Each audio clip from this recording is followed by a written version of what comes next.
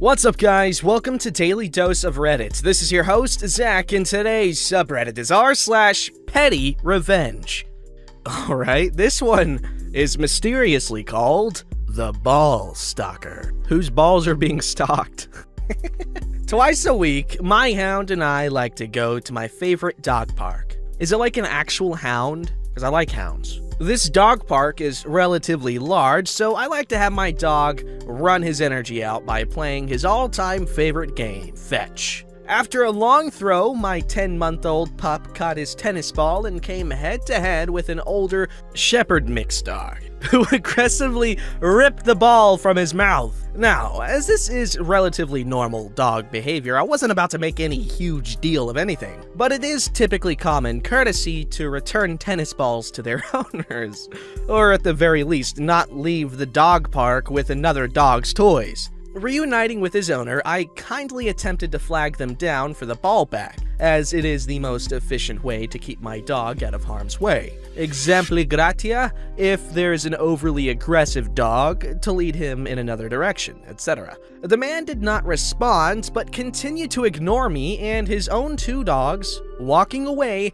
engaged in his phone conversation. With little else to do, I began to follow him in hopes of asking him to retrieve the ball from his dog. After he hung up the phone, I tried to alert him once more, shouting, "Excuse me, sir?" Once, twice, 3 times. This bloke did not respond, but continued walking in the other direction. Half an hour later, I gave up on shouting after him, but rather frustrated, I continued to follow him from a socially responsible distance. I kept on following him until we reached a fork near the park's entrance, at which point I called my dog, leashed him, and began to leave, to which the gentleman pursued. Still refusing to make contact, raised up his arms in relief. Now, I likely should have let this go at this point, but something within me hung on. And after driving away, I looped back around to find the man and his dogs entering his car. I gave him a wave and started following him once more. After about 20 minutes of drive time, a few abrupt turns, he stopped at a liquor store, and I waited from a convenient parking space on the street for about 10 minutes, reading up on city laws and ordinances regarding stalking. Seeing me on my way out of the parking lot, he peeled away like a bat out of hell, and we went our separate ways. Maybe it's a bit much, but I'll sleep soundly knowing he may be ever so slightly more paranoid, aware of his surroundings, and courteous to the people around him, if only for a little while. Still, I want my ball back. Honestly, at this point, that's grounds for public execution. Like, don't steal dog toys, especially from a dog who's playing with it. It's messed up, man. Honestly. If you're capable of doing that, like stealing a toy from a puppy, that's like worse than stealing candy from a baby. What else are you gonna do? Murder people? Probably. No, you've already escalated past that. Stealing toy from puppy is way worse than murder, but you get my point. When does it stop? Alright, this story's called Mess with My Noodles? Here, have the result. I don't know if it really is petty. I do feel so, though. So I thought I'll share it here since I really enjoy your stories. I hope you enjoy mine. My phone likes to mess with me. Please excuse any mistake. It was a few days before Christmas this year. We are renting from my parents. They do not live here. And they wanted to visit and also renovate the other empty unit. They had brought my brother, Brandon, and his son, my nephew, Nate. We are my partner, our daughter, and me. I believe in boundaries. Also, for kids, no hitting or anything, but kind explanations as to why and what we are doing and stuff. This led to my really sweet daughter of 2.5 years old stop doing things as soon as I say stop, like don't touch the oven. Well, Nate, 3.5 years old, has always been kinda wild. Not running in the woods wild, like daughter, but not listening even if I shout, "Don't touch the goddamn oven!" wild. I think that as the bad wild. So they kinda dumped nephew on me and went on renovating. No problem, I just had to keep both eyes on him. My mother was over and wanted us two to make lunch. Also no problem. It started only when I unpacked my noodle machine. Electric. You add flour and water and it makes you noodles. What? Okay, part of me thinks that's blasphemy because, you know, I like seeing people make noodles by hand, but I'll allow it because that sounds badass. I love that thing. Hey, okay. Nate wants to play with dough. I told him there is none, but if he waits a bit, I will make some. Not good enough, and this one toddler also hasn't learned patience yet. He decided to grab into the freshly made noodles, no, and use the dough stamps on them. Why? That's actually upsetting me. I love fresh noodles, those look so cool. Daughter wanted to try it too, but I said no, don't do that to both. One listened. The other one looked at me and pinched the noodles harder. Of course, they are now like a clump of dough mess with a bit of noodle texture. I asked my mother to stop him from ruining the noodles while I sorted out.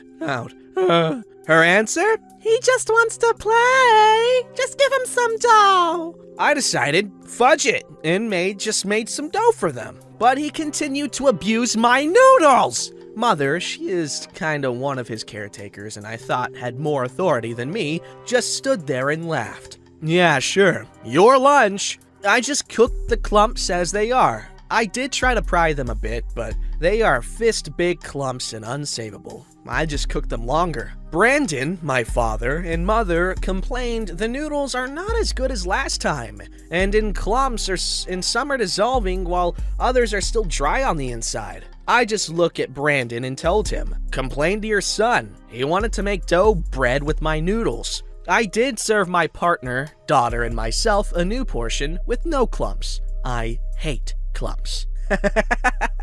Nice. I approve of this one. Edit. I was away and this post exploded. Thanks for the rewards. I will check the machine at home and then post an update and PM all those who asked if I get the chance. Edit 2. Edit 2. There we go. It's called Gecker Pasta Maker, fully automatic stainless steel pasta maker, automatic mixing, kneading, and spreading. Whoa. I compared a lot once I discovered there was such a thing like electrical pasta maker and decided for this one from Amazon. But it doesn't make perfect dumpling wrapper, only a long dough band, but the noodles are perfect. I love it. I'm gonna buy one of these eventually. Not even joking. I'm gonna copy and paste it into a new tab, and I'm gonna just keep that tab open like forever. Alright, this story's called Revenge of the Cheerleaders. Then us, then the cheerleaders again. This is a story of how mutual escalation changed the 4th of July parade in my town forever. My family lived in the first house on the parade route, so we have always gone all out for the holiday. Since we are the first house on the route, lots of people wanted to be in our yard. We always had a big crowd of friends turn up for the day. But my parents didn't believe in staking out our yard and shooing strangers away, so the huge crowd on our lawn was always a mix of friends and strangers. That sounds actually pretty cool. Traditionally, during the parade, some of the floats had water pistols. The little baseball teams, the Boy Scouts, etc., basically any float that had a bunch of kids on it had water pistols. What water could make it to the side of the road would barely get you wet. It would be a few drops here and there. One year, the high school varsity cheerleaders, who always rode on top of a big fire truck, thought it would be funny to bring super soakers and completely soak people in the crowd. That's...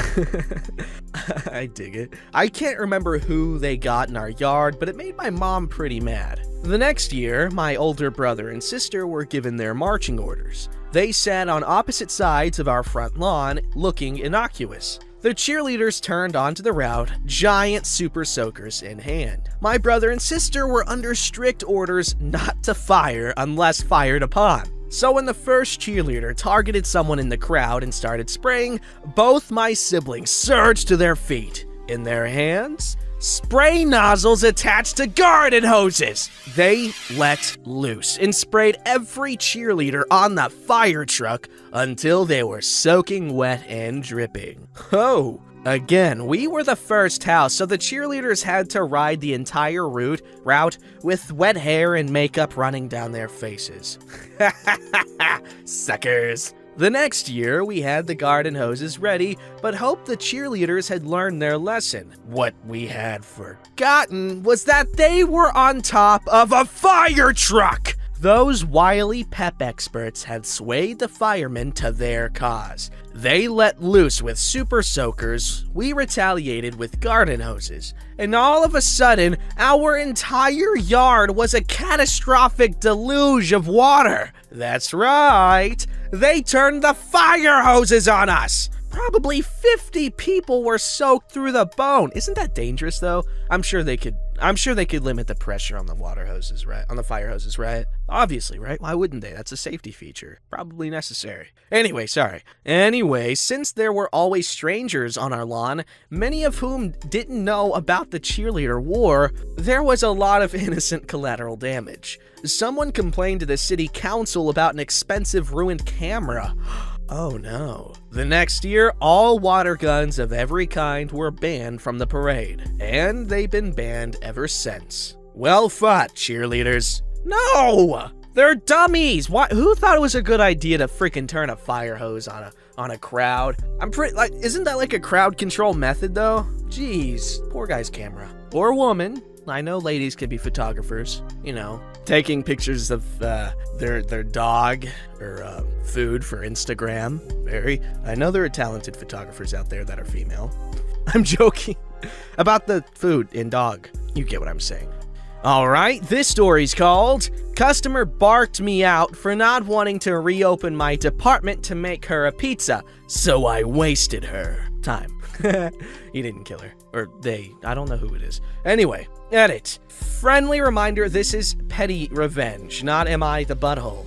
Whether or not I am a jerk for this isn't really what I'm looking for here. I got petty revenge against a customer who is treating me poorly. If you don't like that, tough. I really don't care if my work ethic at a minimum wage part-time job is coming under question here. Well, buddy, sounding a little defensive there.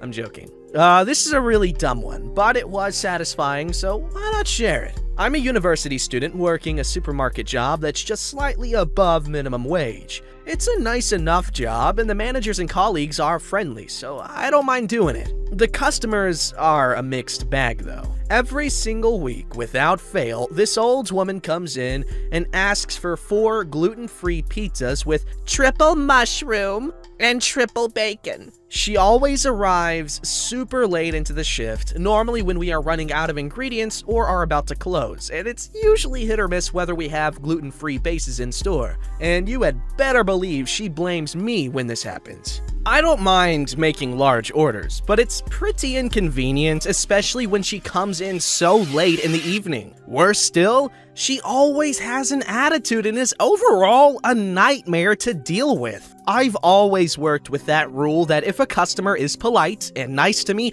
I will return the favor and be nice back. The just might mean I give them extra toppings, or I'll work on the presentation a little more for them. Normally it just means I'll be friendlier to them. Similarly, if a customer is being a cooter, I will put the bare minimum effort into whatever task I am doing for them. I finish at the same time every week, 8 p.m. Today, at about 7:15, I was closing my department. Had already covered the pizza ingredients, put away the utensils, etc. Midway through cleaning, the Omega Bimbo rolls up to the counter. I apologize and explain that I am closing down and finish at 8 p.m. She immediately starts complaining that she has been told we are open until 9 p.m. I tell her that the store is open until 9, but the pizza department closes at 8 p.m. at the latest. And as I am only working until that time, I have to close everything down an hour earlier. She gets even angrier and walks off, before returning maybe 5 seconds later after the thought of a sad pizza-less night flashes through her tiny brain. And she tells me something along the lines of, "No, you have enough time. Stop cleaning and make me my pizzas. You don't close until you've done that." I argued back a little, but she was getting irritable, and as much as I like arguing with barky customers, I don't want to get in crap with my managers. So I just look at her and say, I'll go to the freezer and see if we have any gluten-free bases. So I dip out to the warehouse, knowing full well that we have bases, and just chill there for maybe 10 minutes or so. Catch up with the warehouse team, check my phone, you know the rest. When I feel like enough time has passed, I head back and she's still waiting there. With the most deadpan voice I can muster, I just said, "We don't have any of the bases." The look of anger and defeat that flashed across her face was so damn satisfying. She kinda just threw her hands up before leaving, and I got back to finishing cleaning up. The thing is, I don't mind making late orders for customers. It's super inconvenient, and making a late pizza means I have to re-sanitize the surfaces, re-clean the utensils, etc. But if somebody is polite to me, I respect the urge for a late night pizza. I mean, 7 o'clock isn't really late night, especially for pizza. Anyway, sorry, not the point. If a customer's gonna be a jerk though, there's no way in hell I'm gonna make that pizza. I will go out of my way to make sure they can't have it. Hope you enjoyed hearing about this. If anything else like this happens, I'll share it here. So many high horses, man. I'm assuming because the edit at the beginning. Dude, I'm just gonna be real with you. This guy did nothing wrong. Like, if we are to believe the... Okay, not talking about that. Anyway, OP, I feel like he was well within his right to not make that pizza. And the whole thing, going to check the back to see if there's gluten-free pizza bases, and there were. But he's like, nah, we don't have anything. I can relate to that. People aren't freaking robots, okay? And people need to get that through their heads. Just because you work in the service industry doesn't mean that they're your servant. You get what I'm saying? They could be your server, but that's not an ant, okay? Notice, ant, different. Ants are small, insignificant, and you can squash them without any remorse, unless you're some weird yogi freak. But, like Terminator, but replace the OR with an ER, boom. You can't disrespect the Terminator, because he'll be back, but you won't. Alright, this story's called, if it'll load, thank you, okay. Coffee Shop Revenge. I work at a coffee shop, doing things any barista would do. I make coffees, bust tables, and deal with annoying customers. Lots of annoying customers. One customer in particular has aggravated me enough that I have dubbed him as my arch nemesis. For the sake of this story, he shall be called Tad. Tad orders a modified drink that no longer is on our menu. At this point, we just make it for him. Making the drink wouldn't be such a big deal if he were gracious, polite, or had a shred of human decency. But he, unfortunately, is lacking in all three. So I have made a point of messing with his drink every time I see him come in. Now, I've seen stories where people will spit in the food or put other undesirable substances in the product being made. What? What? Where? While these are funny, oh, no, that's kind of scary. I really don't want to do anything that could get me fired. So instead, I will accidentally spill chocolate syrup on the outside of his cup. It's a little thing, and it's really hard to prove there was any kind of malicious intent in the spill. I mean, it's a coffee shop, accidents happen. But Tad will have chocolate syrup all over his hands, and it will be mildly irritating for him. The satisfaction of knowing Tad will have sticky hands is well worth our interactions I subsequently have to put up with. It's the little things that make me love my job. Edits. Spitting in or tampering with the contents of an individual's food is not funny. It is a means by which disgruntled workers can find some sense of satisfaction and karmic justice in their work. I personally would not and have not ever spit in another's food, and I do not recommend doing so. But I can understand why an individual would choose to do so. A basic moral of the story: don't be a jerk to the people making your food, and we will get along fine. Also, please keep in mind, this is an r/PettyRevenge story, not some wholesome sunshine, and you hear that sneeze in the background? And rainbows one. If it sounds mean, it's because I was being mean. No, you were being preemptively defensive for the next time, basically, and it's great. Don't forget to like, subscribe, and hit that bell to never miss an episode.